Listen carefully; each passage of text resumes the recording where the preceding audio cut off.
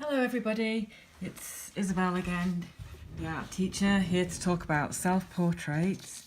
And before I go on, I wanted to show you how I'm going to add colour to mine.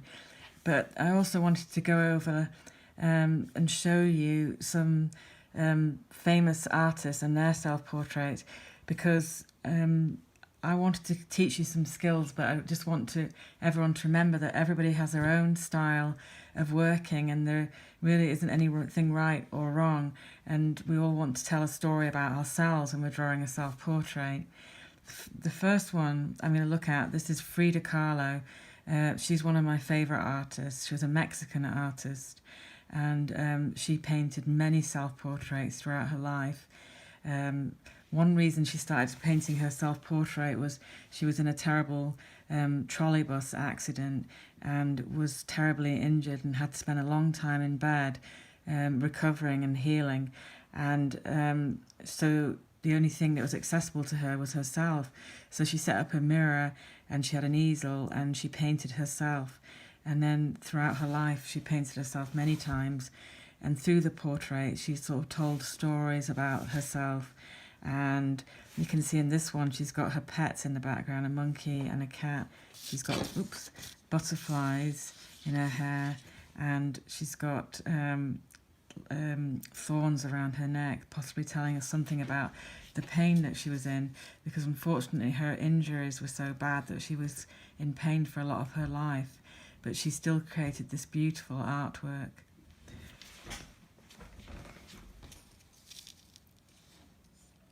So have a look for Frida Kahlo. Look out for her on the internet. This one is by Pablo Picasso, and you've probably heard of him. He's very famous Spanish painter, and he drew many portraits in his life too. And he had many styles of painting, which were very different if you look him up. In this one, he is 25 years old, and this was his Cubist style of working, and you can see that the lines are very straight and angular, and there isn't anything rounded about it. The collar's very angular, so it's a very particular style. But you can still see he's got dark and light here, which I've talked about when I was doing the other portrait, and it's almost mask-like, his face, with the eyes being very large and starey.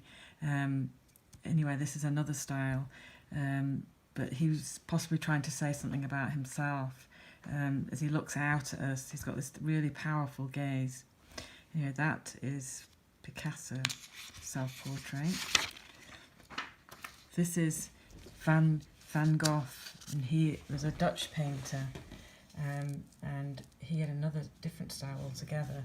Very textured brush marks, lots of lovely movement in here, very fine brush marks all over, and the way he's done the hair, just building up the colours.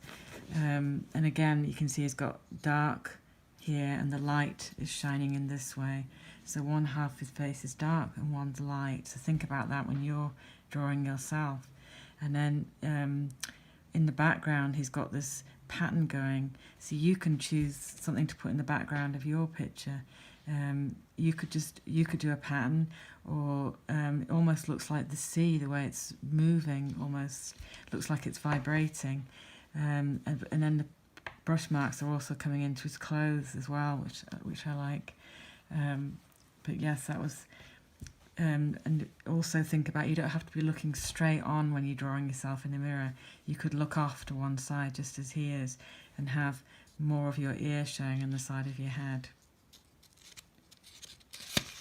And the last one I'm going to show you is painted by Egon Schiele, and he was from an Austrian painter. This is called Self-Portrait with a Chinese Lantern Plant, which is this one. It has orange lanterns. This used to grow in my granny's garden. I think it looks almost Japanese with the way he's in black, and then he's got this little bit of orange there. But he's got this really angular look, which you might want to experiment with when you're doing your self-portrait. So he's got his head turning to one way, and his eyes are looking back the other. He kind of looks like he's sort of slightly constrained. and I like the way he uses the paint on the skin. It almost looks like he's wiped the paint off his brush and then he's kind of wiping it on and building up the layers that way. So have a think about that. So those are four different different styles of self-portraits. So don't just think about what's your style going to be. Are you going to add something interesting in the background of yours? Maybe it's something to do with things that you like. Maybe you could put your pet dog in the background or your favourite colours. Then I'm going to just go back to my self-portrait. So this was where I got to, and I've just put the colours down for the skin, and now I'm going to start adding in colour pencil and other paint, but yours does not have to look like mine. I'm just showing you I wanted to share with you the techniques I use, and actually I'm going to make a time-lapse video so you can see the way I build my portrait up, and I don't have to rush it and doing it in front of the camera, but I can do it slowly, because you have to think a lot and you have to look a lot when you're doing a self-portrait. Anyway, have fun doing your self-portrait, and please send me any pictures of your artwork you'd like to show me. I'd love to see them. Okay, see you soon. See you next class.